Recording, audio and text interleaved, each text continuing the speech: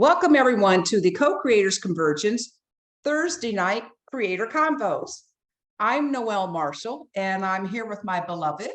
Hi everybody, this is Bob. So glad you're joining us for the Thursday evening conversations. Brother Raphael, so glad to have you here. Thank you, Karen, for bringing him along for the circle tonight. And thank you, Bob, for all you do for the Co-Creators Convergence. Want to let you know that he manages our website. And all of these calls are archived and you can find them on the website, usually within about 48 hours after the call. So I know you want to share that with others, and any of you out there in Facebook land, or any of you that are watching, you can use your little device here and share. It's right now live on the Co-Creators Convergence. So welcome everyone, and welcome Karen and Raphael. They are two CC veterans. They've been to our annual gathering. And Karen, I've known since, well, a long time. And she introduced us to Raphael, who is a wonderful, going to be, wow, he's just blossomed since I first met you in 2018. I've read your book and very excited to have you here tonight. So before we do any further introductions and our centering and turn it over to Karen Raphael, I'd like to tell you all a little bit about the Co-Creators Convergence. So just stand by.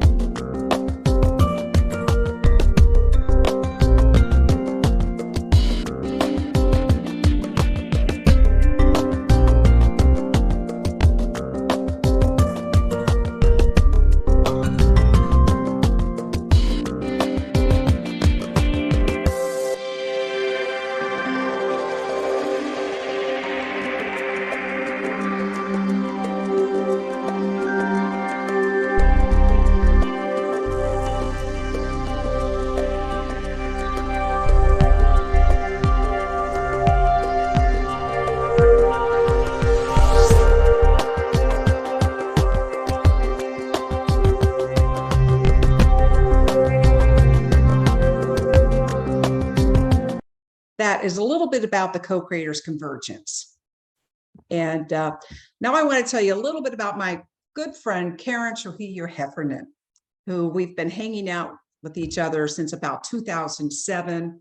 We've shared a couple of spiritual teachers together. We've been traveling the road. And Karen, I know you have a lot going on. And I know you first introduced the Co-Creators Convergence. You brought Raphael with us, and you introduced us to HeartThreads. And you have a website, surfinyoursoul.com, not surfing in your soul, surfinyoursoul.com. And we will put that in the chat for you and also on Facebook. So Karen, I just heard all these wonderful things you're doing, and I want you to tell everybody where they can find you in the next couple, well, next month, I think you're having some live performances, presentations, HeartThreads. So take it away, Karen, and then please introduce our good friend, Raphael, who I'm so excited. His book of channeling beings that I've never heard of, some I have, some I haven't, but he also has his amazing conduit, and Karen will tell you more about him shortly. So welcome everyone, just sit back, relax. We will have Q&A and Raphael will do some channeling. So over to you, my dear friends. Well, thank you so much, Noelle and Bob. And first off, I really, really want to take that moment of gratitude to you and to Bob for creating these Thursday conversations. And, you know, they were monthly, they're weekly now. They even happen on Saturdays. So it's just such an amazing opportunity to gather with soul family and be here. So my name is Karen. I am the founder of Surfing Your Soul Family Services. And yes, it's all about strengthening the heart of family, one soul at a time. So for 2023, Surfing Your Soul is going on a heart to home tour. The next few months will be across the country. And then in the fall will be hopefully Bali, Mongolia, Costa Rica, where really I'm just walking around this planet, doing HeartThread, assisting people to connect to their own heart and to the heart of their community and to the heart of family. So you'll hear a little more about HeartThread when we talk about Raphael. And that's really where I want to put my focus right now. I am so blessed to know Raphael Weisman. It's so interesting when you do an introduction like this and you want to get sort of that quote unquote professional, you know, so that everybody knows what you're doing. Yet really it all starts in the heart of it. I believe that we are all one soul family. I believe that when we're connected to our heart and it's open and our soul is open, we naturally meet our soul family. And that's how I met Raphael 22 years ago at a James Twyman Psychic Children's Conference. And he was making harps at the time. And we met in just a few moments when the whole event was over. And he handed me a business card and the rest was history. Within a month, I was, in his home in El Rito, New Mexico. We were literally just brother and sister reunited. And when my youngest son went to college, I drove to New Mexico and Raphael and I started to offer HeartThread trainings. And together in the first 4 or 5 years I lived in New Mexico, we traveled over many states and we trained 30, 40 HeartThread practitioners, and we learned and we grew so much. So that's really like, thank you, Raphael, for just being my soul brother. So I'm going to actually tell you a little bit about him. We're here, he's going to talk a lot about his new book. So it's right here. I can't wait for you to hear more about it. If you have not read it yet, I highly recommend it. It's called The Path of the Spiritual Warrior. And it's a compilation of various channelings. So Raphael, who was born in South Africa, made his way to New Mexico, has lived in New Mexico many, many years, and just has quite a variety of where he has put his heart and his soul and his talent and his creation. So he was a harp maker for many years. He is always that person who is growing and learning and on the edge of evolution and technology when it comes to healing humanity. Raphael has a nonprofit called Healing the Scars. And he, again, the HeartThread is one modality that he uses, and he's recently been training in, is it called emotional code work? The emotion code. The emotion code. And I personally had an experience with him last week where he was lifting off generations of emotional issues from my body, and this huge physical pain lifted from my body. Like if I hadn't been sitting there with him myself, it would have been hard to believe the experience. But the thing about Raphael is that his heart is always on the focus of the whole.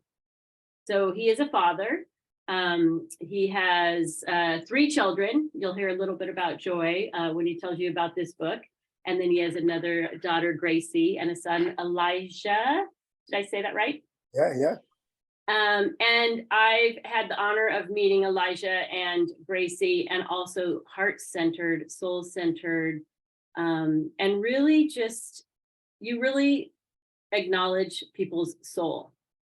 And there's something about you that you really can see into someone when you're working with them as a practitioner. You have these tools to assist them. And I know firsthand that sometimes people can be stubborn humans and not shift, like myself sometimes. And so even though you see like the highest good of someone and their truths, and they're not able to see it yet, you really know how to cultivate and hold the space. It's very ceremonial, so that you give them a lot of room for them to meet you where you already see them to be, which is whole and in their light. So I really honor you for that. I honor you for, in New Mexico, Raphael started a water wheel and has done probably hundreds of water wheel ceremonies. So there's always a big focus on gathering the community. How do we bring everybody together as a whole and impact humanity, the earth, and beyond? So the last thing I want to say, and Raphael, you're going to need to help me with this word. I learned a new word a week ago when I was thinking about introducing Raphael. And it's this word that I don't know how to say because it says you are a retired luthier. How do you say that word? Luthier. And so I had to look that up. Someone who repairs stringed instruments and works with stringed instruments. Actually, it comes from the word lute. It means a lute maker. Originally luthier in French. That's it, luthier. And it became, it evolved to mean a guitar maker or an instrument maker. So Violin maker. yeah, I was fascinated to learn that word, and it just is so perfect for Raphael, because if we are the instrument, the human, and you're working with him, he does so many other things that I haven't even mentioned, you know, working with the shungite, hands-on healing. So when he is working with the human body, like the instrument of the human body, you literally are like repairing, you know, the rhythms, the vibrations. So I'm going to stop there because I could go on, and I really want this to be about you. You know, I have a few questions that I can ask you throughout the hour. However, I'm going to hand it over. Thank you so much for being here and sharing your gifts. Thank you so much. What an honoring. I should probably just sit by the wayside and let you keep going. Then I won't have to do anything. Well, we want you to get us into a centering, quiet moment. Okay, so let's do that all. I love to invite people to put their right hand on their hearts, the left hand on their right, and close your eyes and just wiggle your shoulders a moment, settle in, feel Mother Earth beneath you, and feel that breath coming in. The right hand, the left hand, and the heart form a triad, 3 in 1.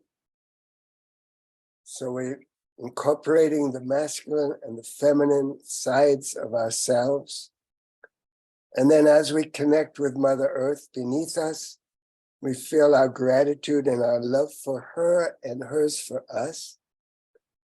And we feel her magnificent supply, that never-ending source of regeneration and of nurturing and of providing us with sustenance.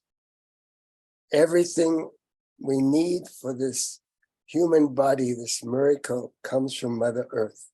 Every element, atom, and molecule. And so we feel our gratitude for her beneath us, and then we start to feel this downpouring of a beautiful golden light that pours down like a mist, like a shower, through a column of light that is surrounding each one of us. And that golden light brings with it a downpouring of stillness, sense of peace.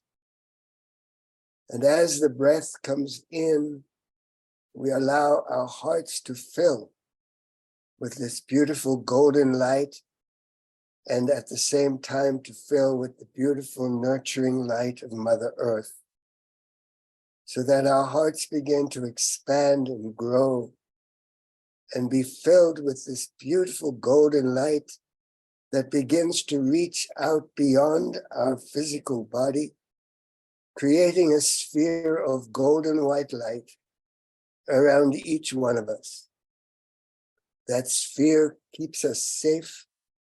It keeps us protected from any harm, any intrusion, any negative influences. Nothing can penetrate this sphere but love and light. And as we feel this sphere, we begin to radiate our own heart's love that combines Mother Earth and Father Sky, and radiates out from us with a natural, gentle flow to touch the hearts of all those in this world and beyond who are having a hard time, who are living in fear, perhaps in pain and suffering, or still living in darkness. And we send this beautiful golden light that's God's creation out to touch the hearts of all those who suffer. And we also reach out to weave the threads of our hearts together. All those who are here on this Zoom call, all weaving together the threads of their hearts into this one heart that we all are part of. So thank you. We start every chapter of the book with a similar meditation, and we ended each chapter. So I recently, yesterday in fact, I was going for a hike and I had these two realizations and I had to write them down. And I'd like to begin by mentioning these two things. The first is, they said to me, my angels, my guides, focus on what works, which takes a lot of the wishy-washiness away from one's life. Because if we focus on what works, then we don't have the time for what doesn't work. So many of us have been running around forever, looking for this one, for this guru, for this teaching, for this healing remedy.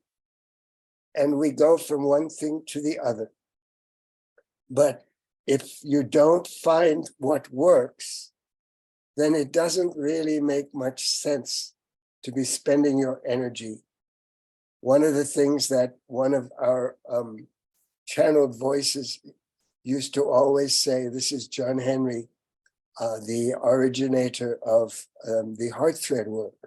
He said, don't waste one moment on worry, because worry wastes your energy. And of course, it's also in the book, this quote that he once gave us on a pretty long phone call, where we were considering how we could move HeartThread forward in the world. So that was the first thing, only focus on what works. And then the second thing is, whatever else we do, for those of us who are light workers or practitioners or healers or whatever we call ourselves, the real work in the world is to help people to open their hearts. Because once people's hearts are open, then everything is available to them. All right, so yes, what my passion is in this world is to essentially help people to open their hearts. And I find that what I call the path of the spiritual warrior is a blueprint for moving in that direction, because we can have everything in the world, but as it says in the New Testament, if you don't have love, it's like tin cans rattling. And instead of rattling, I prefer the more enduring and delightful music that the harmony of the spheres and the energy of the heart represents. So my sense is that whatever we do, if our hearts do not open, then we will never find that deep satisfaction. We'll never find a sense of peace, of equanimity. We'll always be concerned and we'll always be running around following what our heads or our minds want.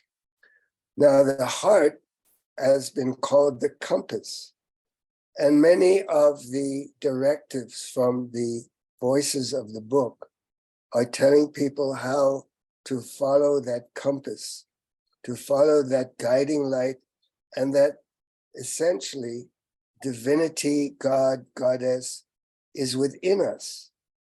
So even though there is this corollary of the what's above is also below, and what's below is above. What is within is also without. When we start to communicate with our angels, with our guides, when we start to look towards wanting to have a deeper connection with what we call divinity, what I like to call God's love, because the essence of everything is God's love. We are made up of God's love. It's an energy. It rides on the light, rides on God's light, and it's actually the fabric of everything that exists.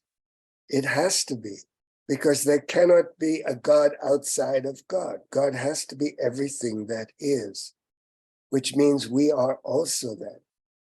It says we are made in God's image. In fact, what that means to me is that we are made of God's love. In some of the esoteric teachings, it says that everything, dark matter, the untapped potential of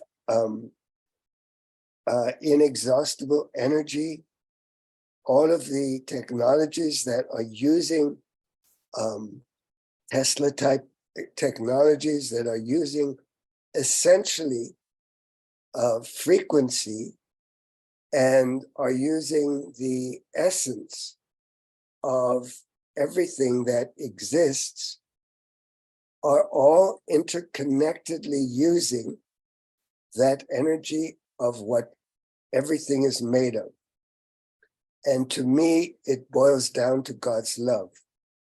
And what does that mean?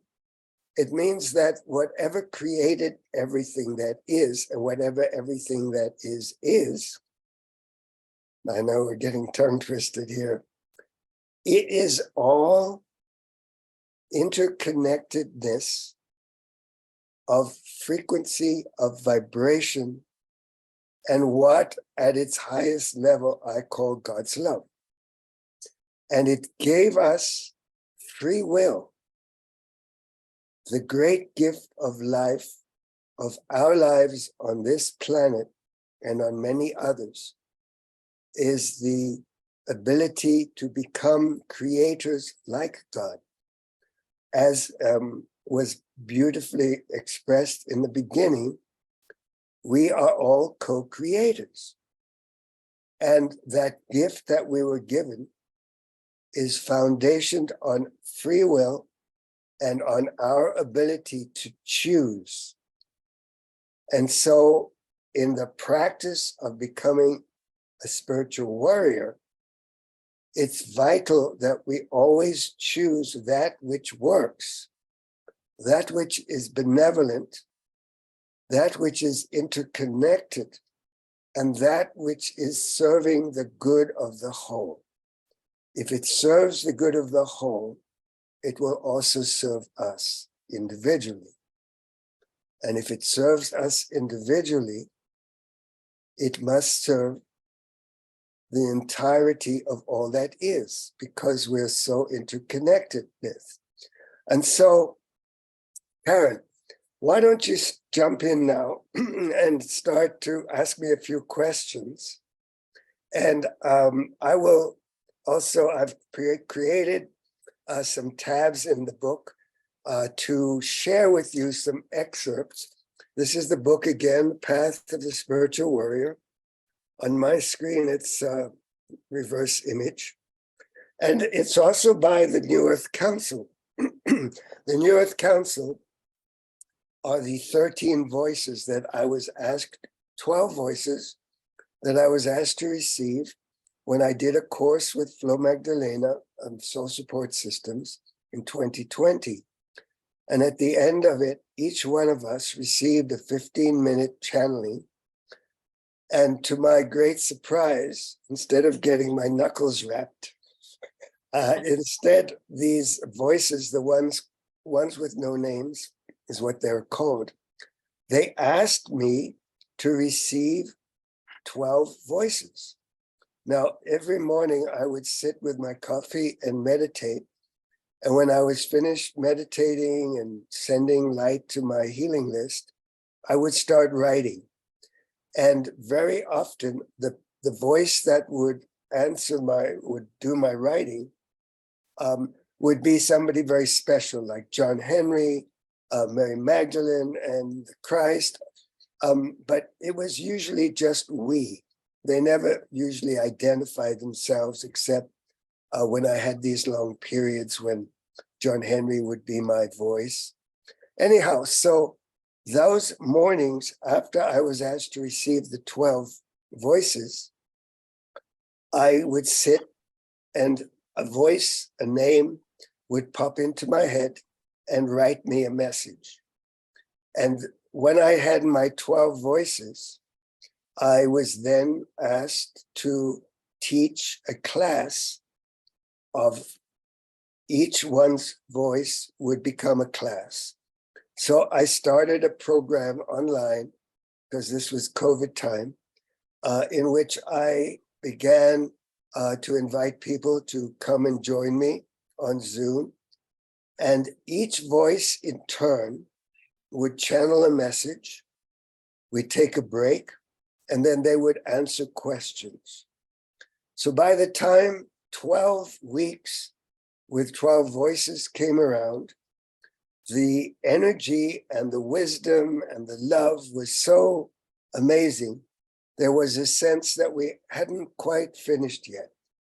It was time for us to have one more chapter, one more session. And the voice that wanted to come through was the Christ. So we ended up with 13 voices. By the time we got even close to the end, it became apparent to me that there was enough material in here for a book. And that's the evolution of this book. So Karen,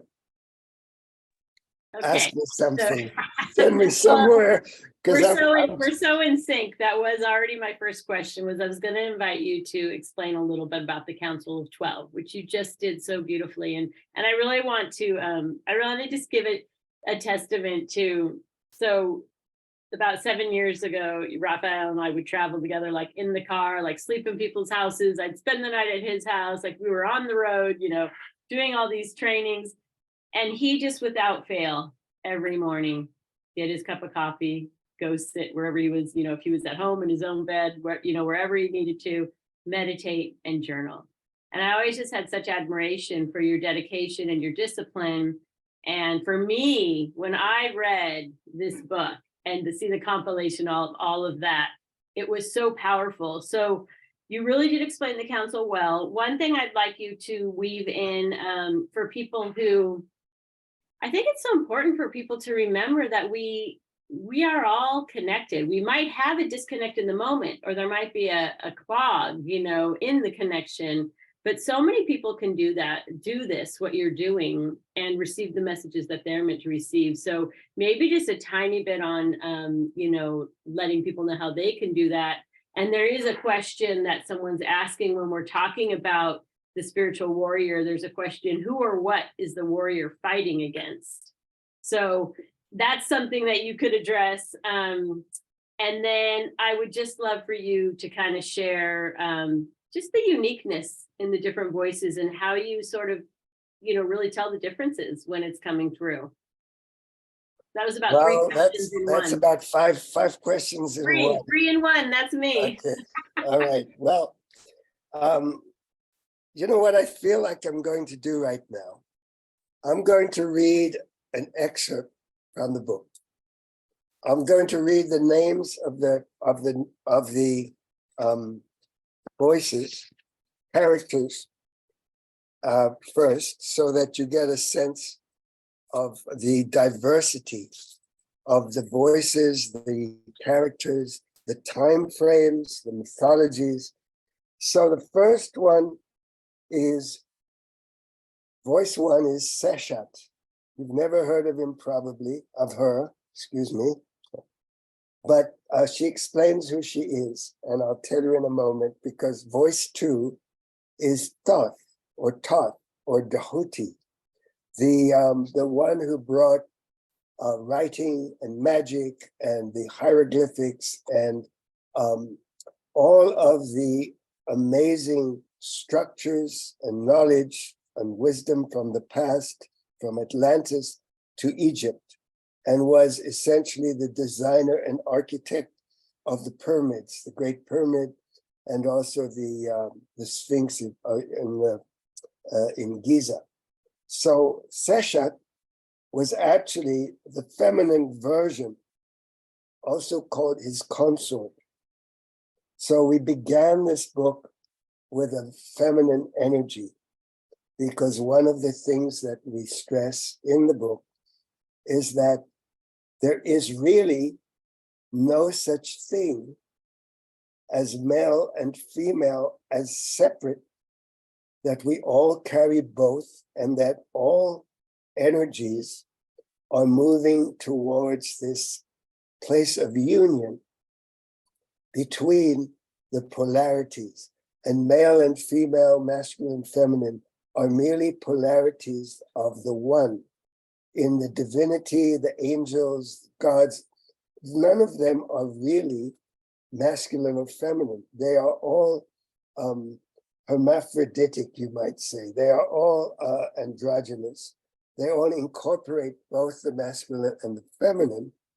And because this is the time for the resurgence of the feminine, the divine feminine in our world, and the new calling, not new, but the calling to actually harmonize the masculine and feminine and become co-creators once more.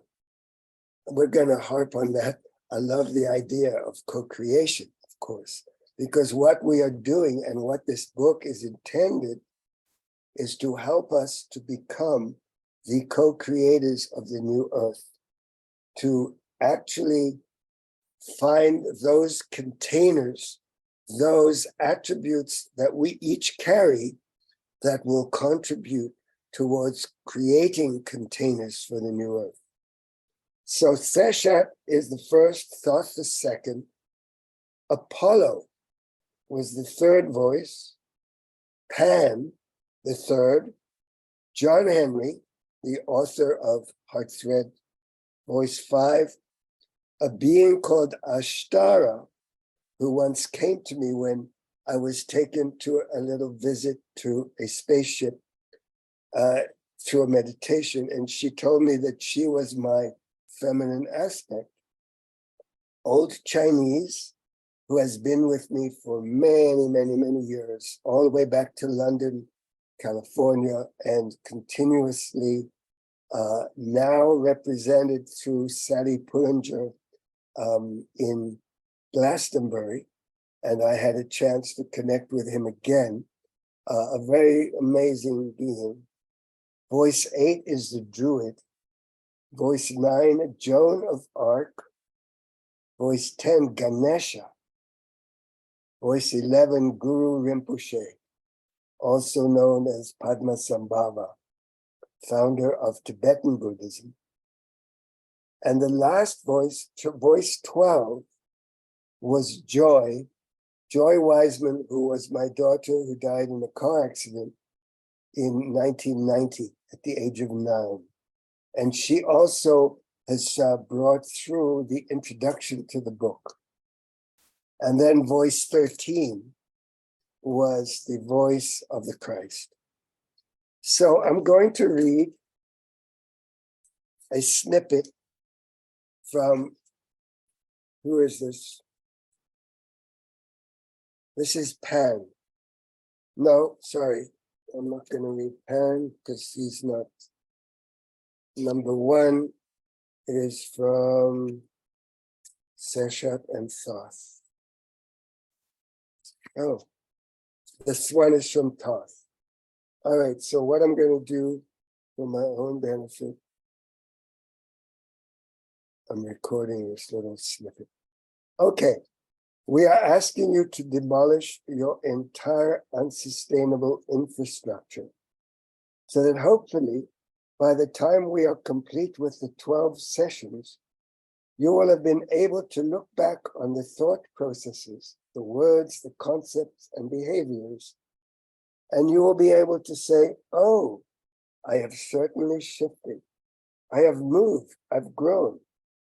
I am so grateful that I was given this assignment to examine everything with a fine-tooth comb, with that flashlight, that torch that shines light upon every aspect of being. For it is my intention to be an expression of God's love. You already are this, but you will be able to experience yourself as being so, which will enable you to see everything through the eyes of non-judgment, through the eyes of divinity. Perhaps at the top of your list, you should probably place the word God, for it is a concept that evokes great confusion. It puts into a pigeonhole that which cannot even be comprehended. For the truth of divinity, or of creator, or of creation is the all that is, encompasses all that exists and all potentiality. It is the consciousness that you call God. It is infinite, immortal, it is universal and eternal, just like you are. For as we said, you are an aspect of that consciousness of divinity. When you leave, you will return to oneness with that all that isness. But you do not have to wait that long or that short. You can do it right now. You can experience yourself as that aspect, as the light, as the love of God, or whatever you want to call it. We are not asking much of you that is meant to be tongue-in-cheek. We are asking you to be the spiritual warriors, to be the vanguard of the new earth, to be the teachers, the way showers. We are asking you to live your lives impeccably in the fullness of ease and grace and abundance. We are asking you to live your lives in joy, in peace and equanimity, no matter what is going on around you. We are asking you to imagine that your feet are firmly planted in Mother Earth, grounding into a very core, connected to all life, connected to the roots like the trees, connected to the trees, to the birds, the waters, the creatures, the insects, to all of life. Understand that this too shall pass, whatever it is that is going on in your world, in your family, with your job, your housing situation, whether or not you have a partner or a bank account, everything is undergoing a change. As you recognize that everything is flux, like the river is moving constantly, and there is no point in clinging to the bank. Just as the Hopi have suggested, that you look around you and see who is there with you. As they say, you are the ones you have been waiting for. And here you are. Okay, so I hope that answers somewhat the question about who's the warrior fighting. Later on in the book, we also have mentioned about the fact that we are facing our shadows. We are facing our fears. We are facing our challenges. And we are facing our greatest potentials. So what that means is we're only fighting our own inner demons. You could call it ego.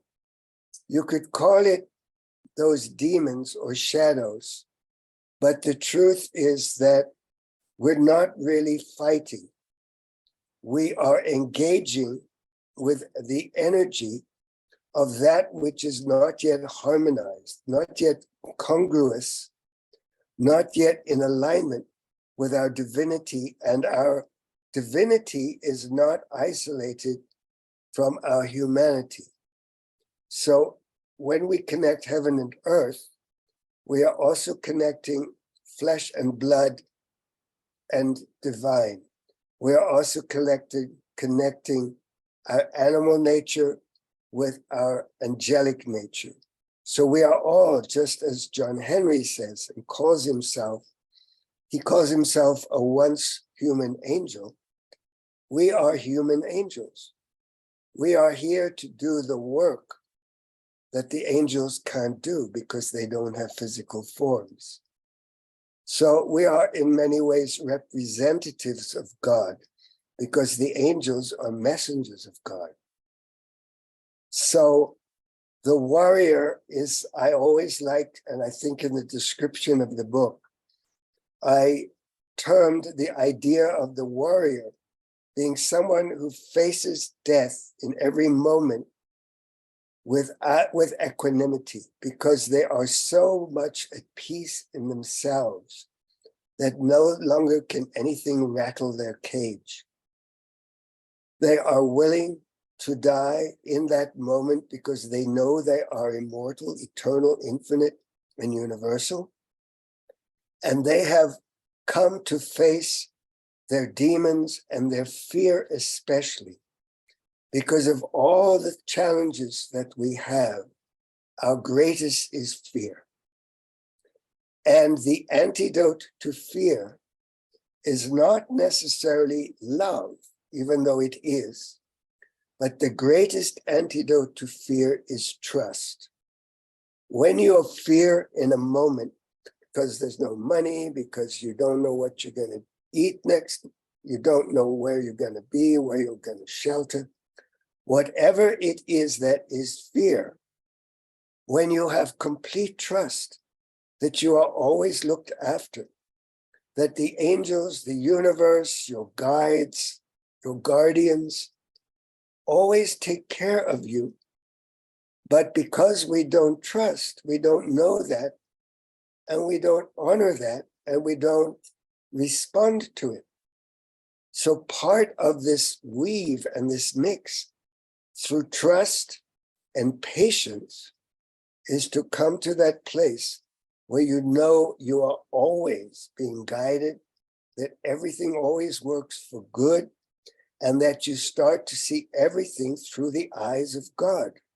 And God sees through the eyes of non-judgment, of unconditional love.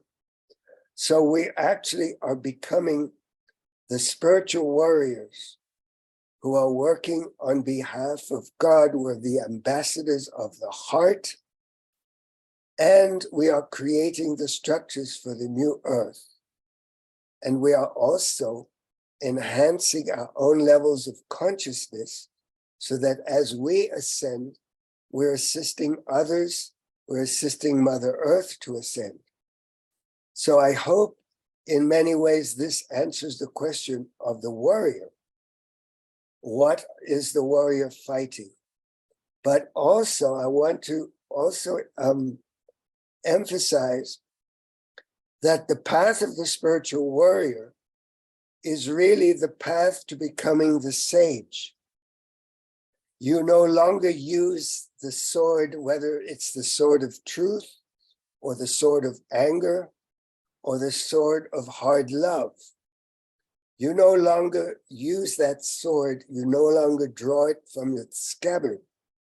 You become the perfected warrior by keeping the sword in your scabbard, by maintaining silence when necessary, by speaking when necessary, by knowing exactly what to say, what to do in the moment. And so you live, you show up with your heart open, and you show up in the moment with your heart open, and you trust, and you have patience. In a nutshell, this is the path of the spiritual warrior. And what I said near the beginning about helping others to open their hearts after you have opened your own, this is our work in the world. And this is what's going to bring the new earth. Was there another part to that question that I haven't answered, Karen? No, you answered that so beautifully. And I think, you brought up in the chapter with Joy's voice, there's a section that you talk about, that we are the bridge to the new earth.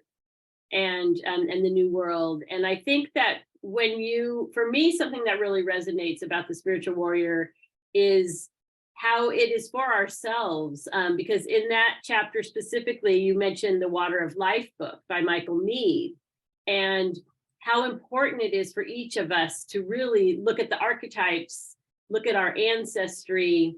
And so for me, that's sometimes how the spiritual warrior within me comes up, is, facing those things that have been brought in from the ancestors and looking at the archetypes so that we can bring them into balance, so then that I personally am capable of being the spiritual warrior and building that bridge, to this new earth that we're leaving for our children. So I just think that's a really great area, of emphasis that you bring out, and that comes out in that chapter from Joy.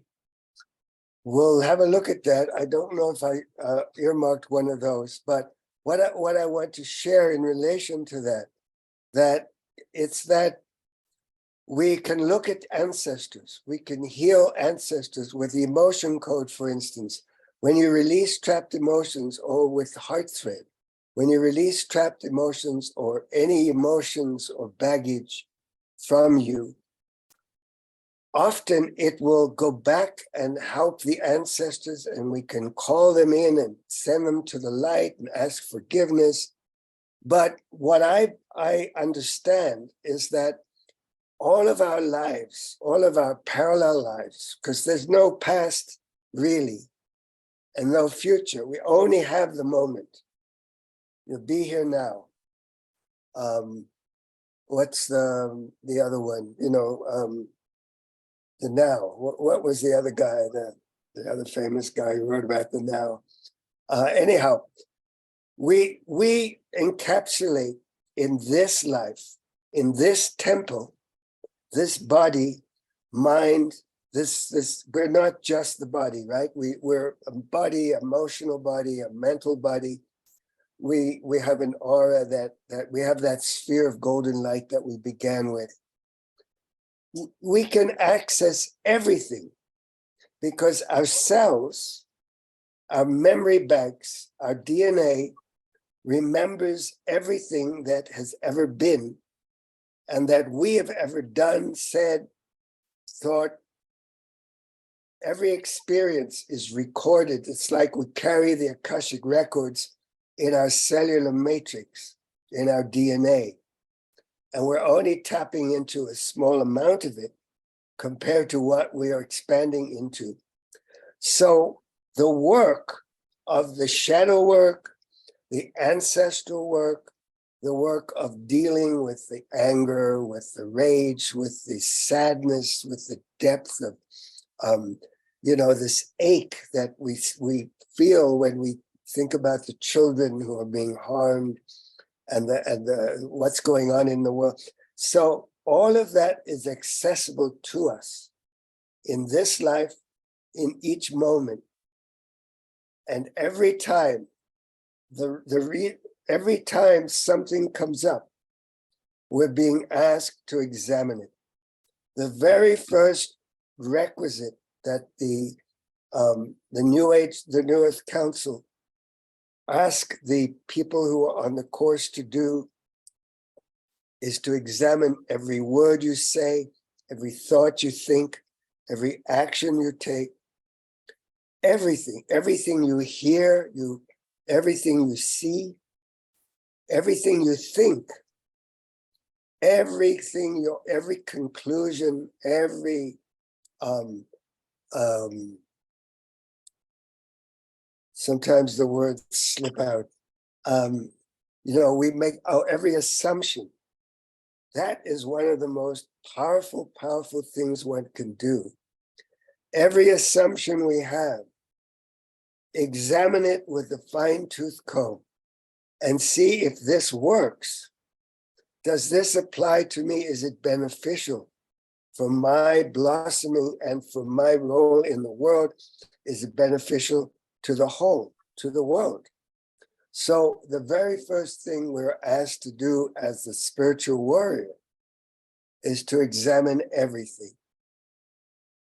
So in a way, yes, we can address the ancestors, we could call them in, We could clear them out, but it really comes down to facing what's in front of us and facing it with the same impeccability of the spiritual world.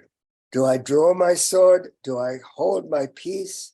Do I answer this person? Do I just love them and let them go? How do I negotiate? How do I navigate each moment in my life? And I love the word impeccability because for me, it implies somebody who has a path, they have discipline, they face their fear, and they trust. So in a way, impeccability, it's like the Shaolin monks, they practice, practice, practice, and then they disarm somebody, not by fighting them, but through a word or kindness or a touch or a smile. So there's so much. It's this whole universe of spirituality, let's call it, is so vast and so juicy, and it's made up of beauty, it's made up of love, it's made up of caring and sharing and community.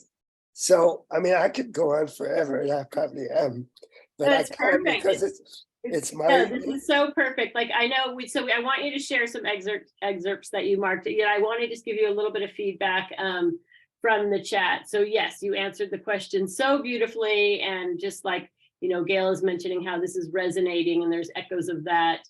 When you talked about like the trust, and the antidote to fear is trust. And so a lot of people are responding to that as well. I did want to mention that you have a friend on Zoom out in Facebook. It says, from Glorious Graham on Facebook. Hello, my ancient friend Raphael. It's Frida. Could not connect on Zoom, but still found you. Beautiful blessing. So really, and then also Victoria pulling a card in the three archangels, so it's so in alignment and resonant, and not surprised at all coming from you with the space of the heart and connectivity. So let's, I know you said you wanted to share a bit from the book, and I know you also wanted to offer some channeling. So I invite you to move forward with that. Okay, well, let's do another. I have 6 little excerpts, and we can do as many or as few as we need. So let's do this one. This one is from Pan.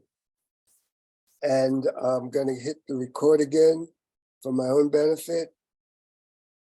Okay, Pan.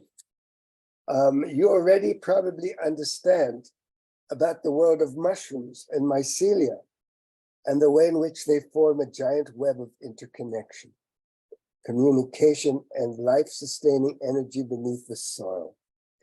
In the same way, the trees weave with each other a web of roots, as do the leaves. The canopies of the forests are alive with pheromones, the very, very fine mist-like emanations.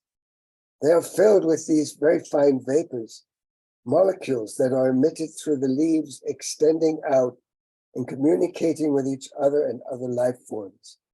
They contain substances that are extremely beneficial medically. Science has only uncovered the very tip of the iceberg of what is available so far. Many of the substances that are produced by trees contain healing compounds. Trees do communicate with each other. They establish a network and interconnectedness that is not visible, but it is palpable on an energetic level. It is similar to the ways in which there is an interweaving of root systems. If you consider the aspens, they are not separate trees, but a community of trees that are all interconnected by their root systems. It is as if the trees are the fruits that come from the soil in the same ways that mushrooms grow from the mycelia. Little threads weave a mesh of white that you can see when you cut through a side section of soil. You can see the way in which they form this incredible network. The trees have this way of connecting life to life. They also communicate vertically between heaven and earth. They bring up the nutrients from the soil, the minerals and the water, and the flow of liquid up towards the canopy, toward the leaves, and then send it out as a kind of mist or spray into the atmosphere that connects to the clouds, connects to the heavens, connects to the mountains and the eventual downpour of rain. The hydrological cycle. The roots manufacture substances from the minerals within the earth. They provide food through their fruit, bark, wood, and leaves. They provide shade, medicines, energetic and emotional support in communication. In relation to your friend in the back garden, this is an answer to a question, by the way. There is no hierarchy within the system of trees, even though there is great respect for old age and for the veterans, for those that have been here a long time and have seen much through that long lifetime. The wisdom encapsulated in the energy of trees can be transmitted through the communication from your heart and your desire to talk with them as you hug the tree. You can feel the messages and sense that support upon your back as you lean up against the tree, be it grandmother or grandfather tree. And they do often have a masculine or feminine energy that you can sense. When you approach a tree with respect and love and wish to communicate from the stillness, the still small voice in the heart, the tree will respond and bring you messages. Silence the mind. The tree will even assist you in your healing process for you or for others. You will develop the ability to sense an answer or a direction around a particular healing substance as you cultivate this relationship. The native people, when they harvest the osha from the roots of the plant, they ask permission and they leave a little tobacco or offering for the spirit of the plant.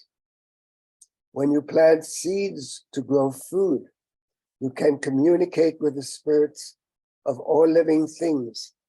The one Anastasia from Russia, who is featured in the books of the Ringing Cedars series, teaches a most benevolent form of gardening, of food production, by communicating and by connecting the energy of your planting with the energy of the stars and the cosmic radiations that are present in the environment before you sow your seed.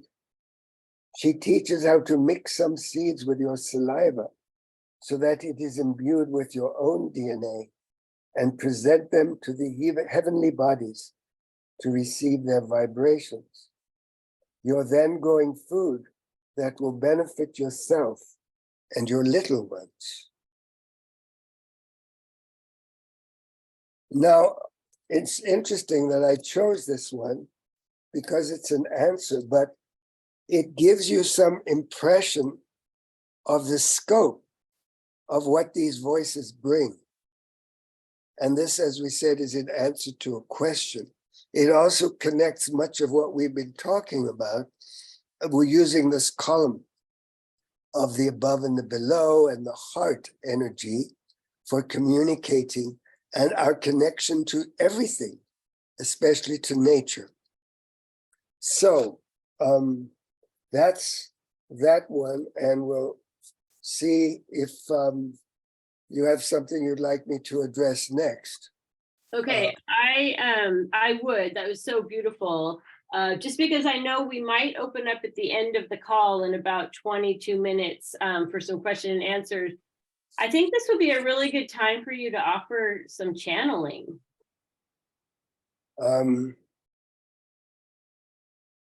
If you like, I do what you like. I think Before I do this, just in case we don't get a chance, my website is Raphael Weisman with the spelling down below, one word, .com. And I do HeartThread, I do emotion code, I do hands-on healing where I bring through light. I work with animals with the emotion code, and I channel, and I probably do other things that I don't even know. I sell shungite, but I've stopped selling it. I've only a little left. And I'm a very big advocate of a product called Nanosoma for healing from so many things, for boosting the immune system. What I want to do quickly, in case we don't have a chance, I have distilled from the book. I've narrowed it down to 16 points Mhm. of what the path of this, the principles of the spiritual warrior. So I'd like to read those, if I may, and then I will go into a channeling. Okay, I have an perfect. answer to a question. If you have a very specific question that you feel might be a good springboard for channeling. Otherwise, I want you to get the full gist of what they teach over these 12, 13 weeks of the program that will become again a program. So the first principle is you are God's love. The second, monitor, examine everything. Number 3, move from head to heart. Number 4, breathe. Remember to breathe. When you start to get stressed, that breath will help you to relax. Just take a breath. Why don't we all do that just for a moment?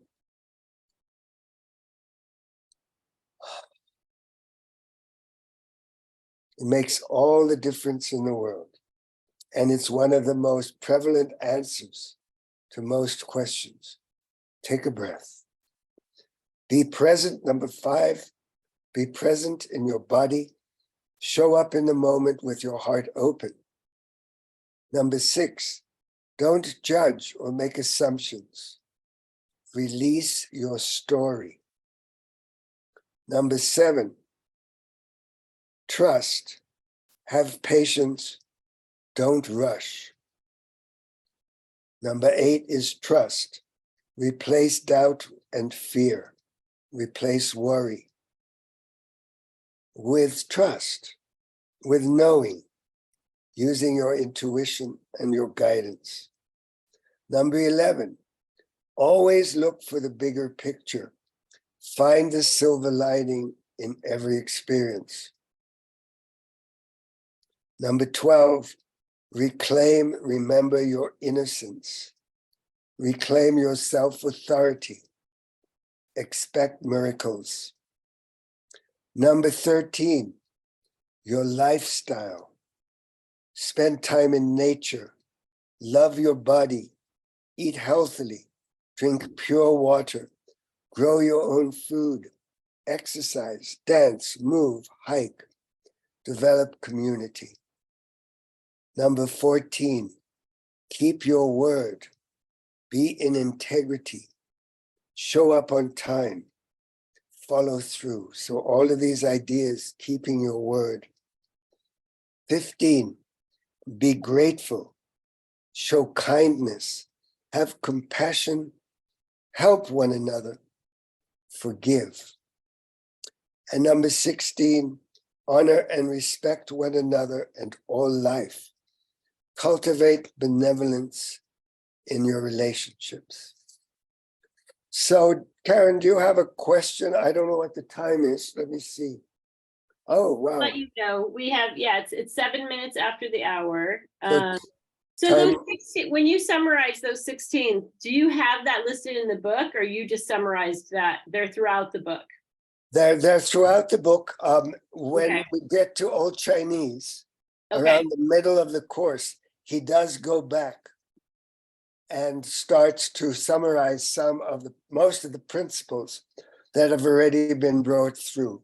Okay, You know, beautiful, beautiful. And here and there, there's stories. There's excerpts. There's a lot of, it's annotated, the book, so there's a lot of references in the back. Perfect. Okay, and Victoria just listed them all in the chat. That was beautiful. So those of you who'd like to save the chat, you're welcome to do that. She listed those out. One question about your all the variations of work that you do, like the hands-on healing, the hands and the distant healing. You also do, or the healing, do you do that? Can you do that via Zoom, or setting an appointment with someone if they're not in person with you? That question was asked. I'm working towards it. I have a healing list every morning. I send light and love to people. Okay. But the essence of that healing is seeing the perfection that God sees. So I ask God to restore the divine blueprint of health to that person. Okay. And if I feel myself as God, then I do it. But, again, that's a bit of a stretch. It's not always present. So. Okay, perfect. So I'm just going to read out for a second who we have on this call. Victoria, Pat and Bill, Olivia, Mike, Maria, Kathy, Jack, Gail, Christy, Kate, Amy, you, Raphael, Bob, Noel, Karen, and all those that are watching via Zoom. So as you go in to channel a message, perhaps you could provide some insight. First off, for those of us who are here in this Zoom room with you, and some guidance towards our path as spiritual warriors, and then trickling that out to the whole, those of us joining in Zoom. On Facebook as well. So what came to me when you were saying that, thank you so much, because the one thing I don't believe I read out was have a practice. Mm-hmm. My 77 years and where I am today is the result of my dedication to having a practice. And it doesn't matter what it is. The consistency of going into a meditation or doing your yoga or taking your hike or even dancing, whatever it is that's your passion that helps you connect to your inner wisdom, to your connection with divinity, is essential. That's my, I should have put that right near the top. And it's good that you brought that up for me, because it's one of the most essential things that one can do, because it's cumulative.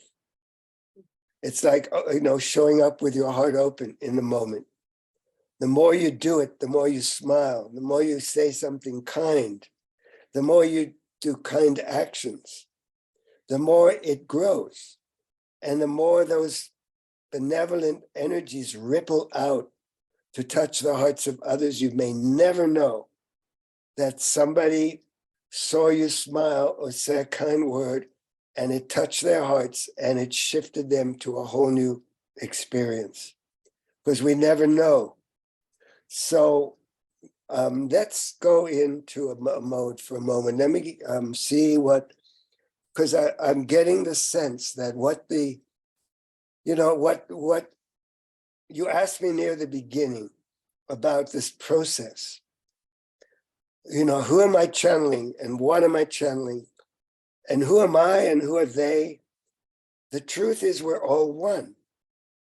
So whatever comes through me would be the same for somebody else who was able to focus and center and receive messages and allow themselves to feel the confidence and the trust in their own strength, their own inner power, their own vision, and their own ability to tune in and bring through the wisdom of a higher power. Let's call it that.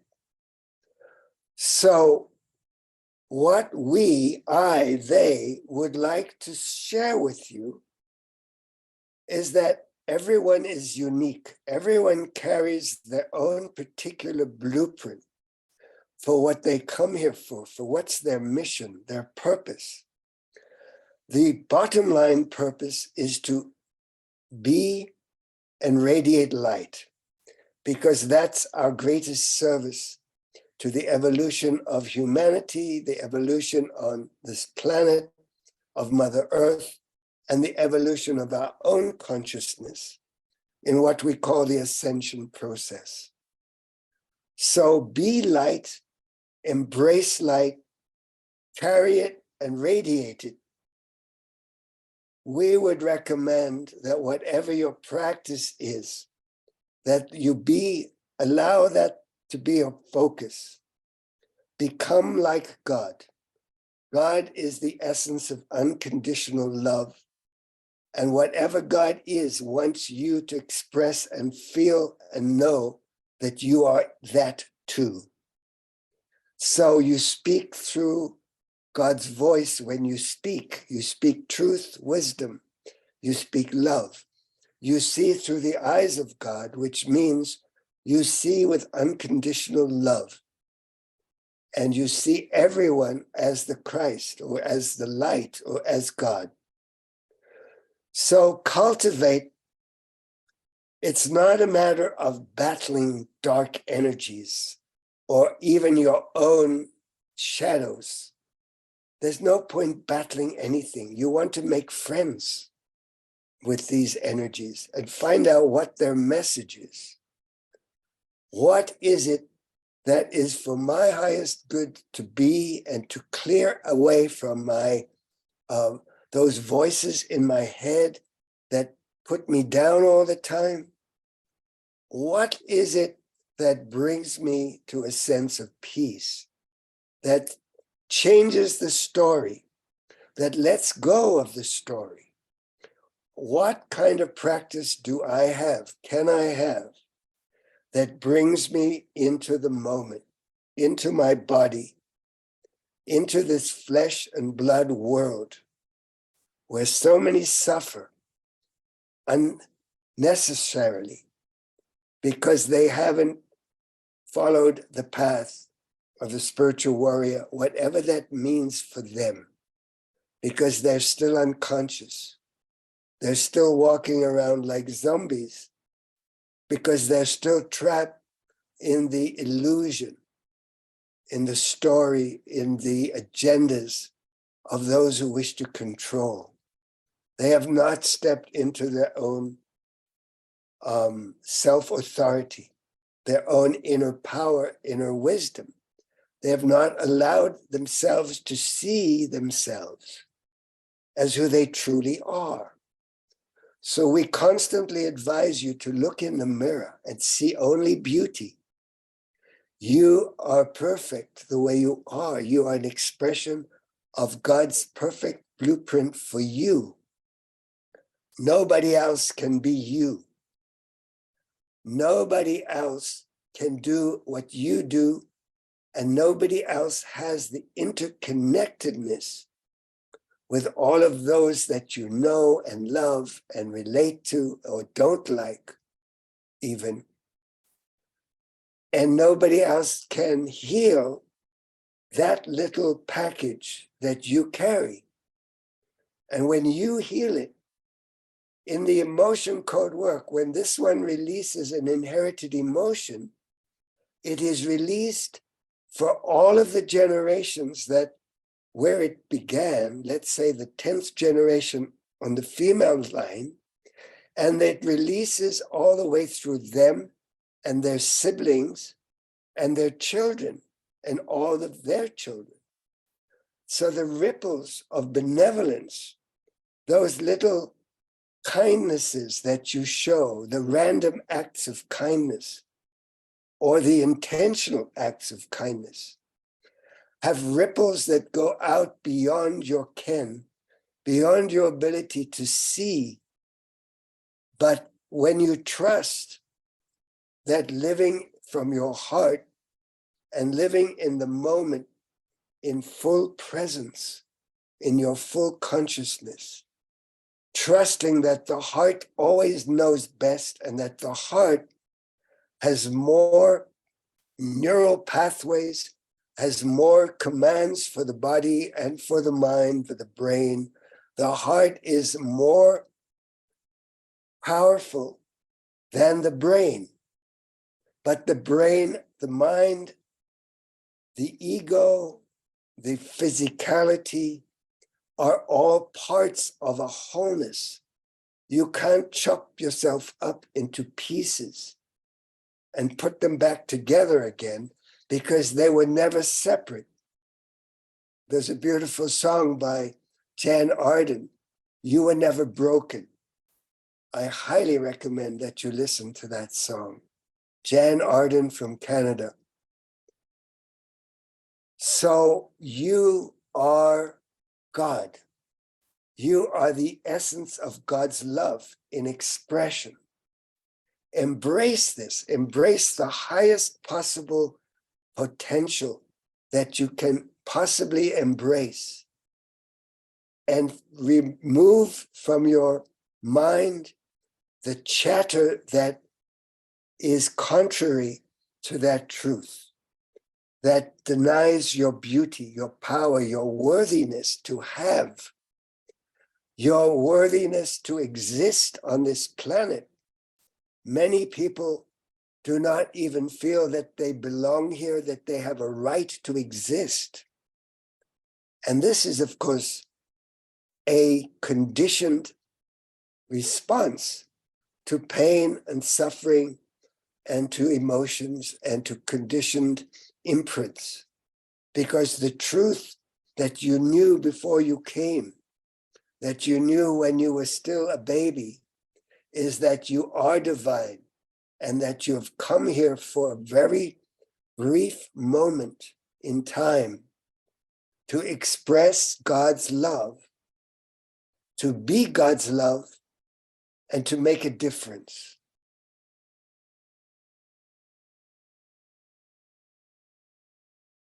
Okay, Victoria has a question as we wait for other people. Go ahead, Victoria. Hi, Raphael. Thank Hi, you for Victor. all of that. Well, thank you for your responses to how you responded to that. Yes. Well, as you were talking about, it's the imprint from past generations that makes us feel as if we don't belong. That is one of the last things you said that really resonates. And I think that your channeling has already answered the question of how do we then shift that imprint? I've had a life of feeling like I don't belong, and I'm like, oh, it's an imprint. It's not me. I'd love to hear more. I'd love to answer that because, first of all, it's not just from our ancestors. It's from our conditioning and the imprints from even before we were in the womb, from what we absorbed from our environment, from our parents, from our siblings, from our teachers. So the conditioning is ongoing and it reinforces anything that came from other lifetimes. It's like it's like a few pixels of the whole picture of who we are that allows us to work with those pixels to clear out the whole caboodle. Oh, like a fractal. Yes. So as you release an emotion, it's gone. Now you can bring it back by worrying again or whatever, or focusing on the story. But the way in which we release all this is, first of all, through the practice of being the spiritual warrior. The modalities of HeartThread, the modality of the emotion code, hands-on healing, listening, or hearing, having the opportunity to just share. All of these things contribute to your ability to pay less and less and less attention to those voices. Now, there's another whole dimension to this. Most of us who are here doing this work do come from somewhere else. So we are strangers in a strange land.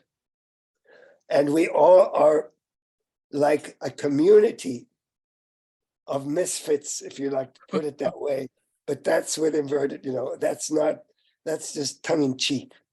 We are all here for a purpose at this time, because this is the most pivotal time in the whole of human history on this planet and beyond, because the galaxies from which we come have all been through their galactic wars and their homelessnesses. Those of us who came from Vega lost our planet. and we've been wandering the galaxies for eons. And we've got missions. We were sent and we agreed to come here to help this planet evolve beyond that mentality where one could even consider harming another. So all of those are rolled into one. I think that answers your question. It does. Many things have shifted just in listening to you before. And it's almost like the question was already obsolete by the time I asked it. So it's kind of fun. Beautiful, thank you. Anybody else? We're going to roll here until we're told to stop. No, Bob, you have a question? Not yet. I would like to yield to as much time as possible to others. And Noelle, you were unmuted. Now you're with us. Okay, Kathy Thank you, has a Raphael. question. Go ahead. Go ahead, Kathy. You can unmute. Unmute. So I want to say hello, Raphael. I am a big fan.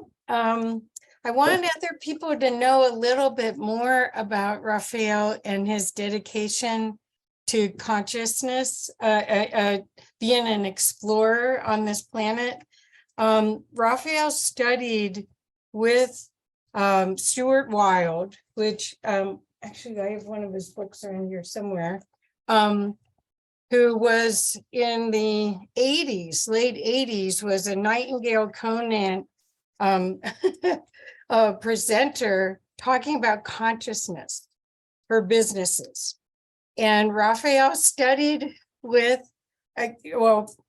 Stuart Wilde was a fellow pupil. Old Chinese, yes, I met Stuart. I knew Stuart in London. You know, he's in the rag trade, and we Yep. were both in Old Chinese or Marshall. What's his last name? Marshall Lever. Marshall Lever was the full trans channel for Old Chinese, also known as Chung Fu. Yes. Inner Truth, and he was like the greatest. He was my absolute greatest teacher. He came through Marshall, Yeah. and he slurred. You know, he came with his past life, which was as a one of the disciples of Chuang Tzu in one of his last lifetime, and he taught the things that became New Age, normal. He taught about, diet. He taught about fruit combinations, numerology, the most fascinating journeys he would take us on. So both of us, Stuart and I, and I knew Stuart in Taos. I was his carpenter. I used to actually be his model for somebody who gets, ecstatic over the smell of wood shavings. He would use me as his, the model for that. But essentially, much of what I regard as the path of the spiritual warrior, in addition to my training in karate and my obsession with the Shaolin and the Kung Fu movies, that whole era, that was my nurturance. I grew up with that stuff. So the idea of being a spiritual warrior and then graduating to become a sage, much of that terminology and the visuals that you create in your mind from these stories have been with me my whole life. And I actually, there's somebody who has all of the recordings, all of the material from Old Chinese, from that period. Oh, And I've been thinking about getting back in touch with him. ooh, I want to help. Oh my gosh.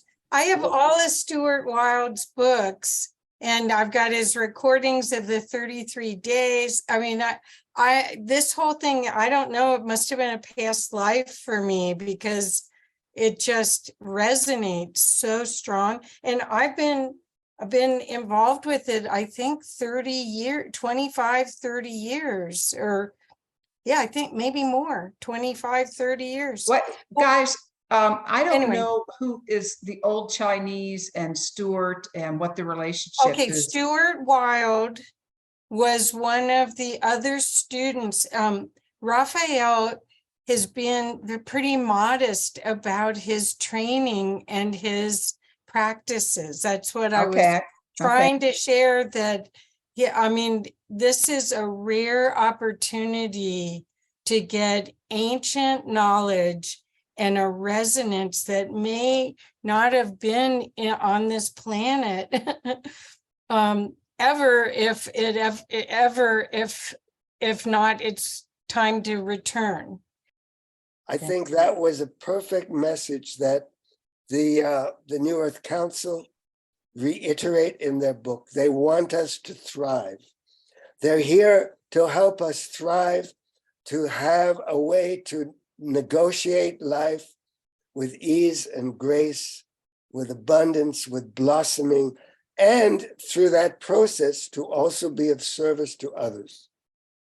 So, today there's so much wisdom and so many sources of incredible wisdom. in your Thank you. channelings, your connections, do you connect with the Essene community at all? The Essenes? If interestingly enough, one of the shelves of my book, one of the shelves on my bookshelf is a whole range of books around the Essenes, early history, Egypt. I am a passionate researcher. If you go to my website, I don't remember what it's under. It's near the beginning, when All About Me and one of the things I did was I gave a 2-hour talk about the Essenes. Oh, wonderful. I want to learn more about the Essenes. Yes. Well, again, we could do another, we could explore this together, but the Essenes were essential to what has evolved.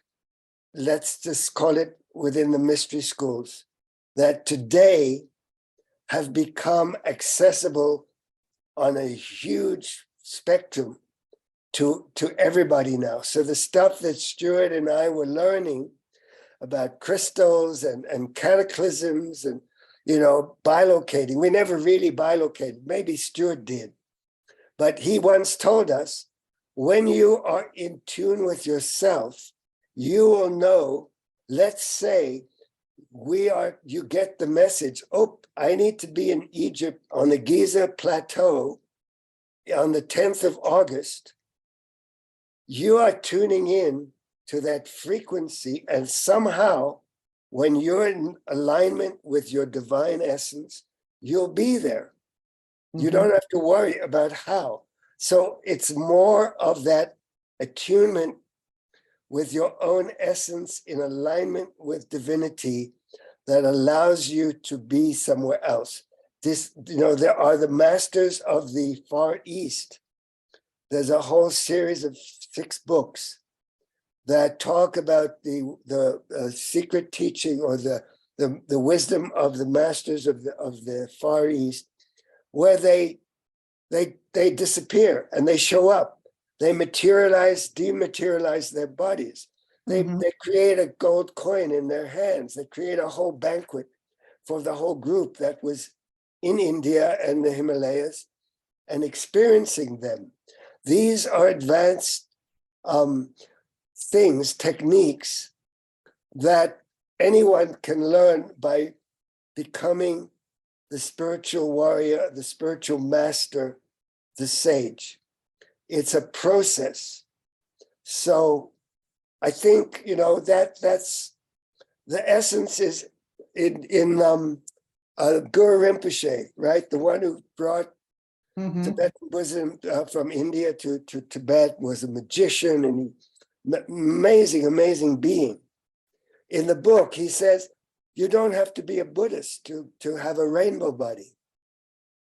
You don't have to become a Buddhist in order to be able to generate heat in your body or to levitate. All these things are practices that come from dedication, from having a practice, commitment, intuition, intention, honoring your integrity, yes, keeping Wonderful. your word. So these things are all, it's like it's all one. Oh, And the path of the spiritual warrior is what our inner wisdom is asking us to embrace. So we become the spiritual warriors, we become the spiritual masters, and we become the models for everybody else because we walk our talk, we live the truth that we espouse. If you don't, then you're a tin can rattling. If you don't have heart, mm, it encapsulates. I'm an 8 of diamonds in a particular system of cards. And what I understood from the one who taught me that was chop wood, carry water, live absolutely. simply from the heart. You know, Well, that's the message. Fabulous. Thank you, Raphael. Karen, I don't know if you want to close us out for tonight because it's been absolutely wonderful. I feel like I've, just been with a great master who brings through many masters. And Thank you, Noelle. I invite each of us to really, from that space of this full-heartedness, let's just take 1 or 2 breaths together in gratitude and curiosity and receptivity.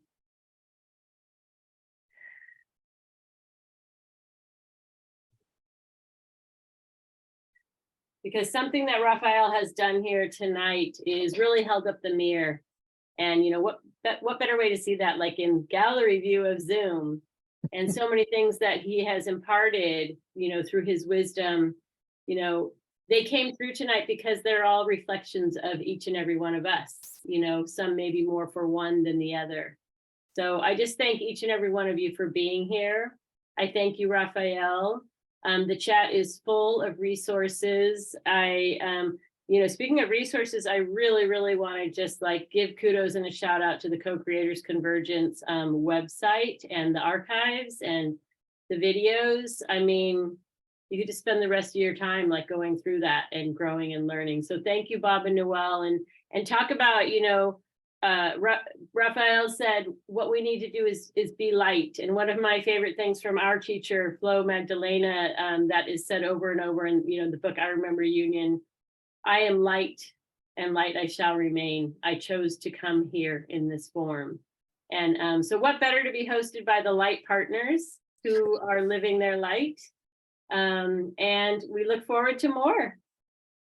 thank you so much, everyone, for coming to this beautiful gathering tonight. Raphael, I just love you. Just thank you so much. Thank you, brother. Thank you, everyone, for being here. And Superlative evening. Thank you so much. God bless you all.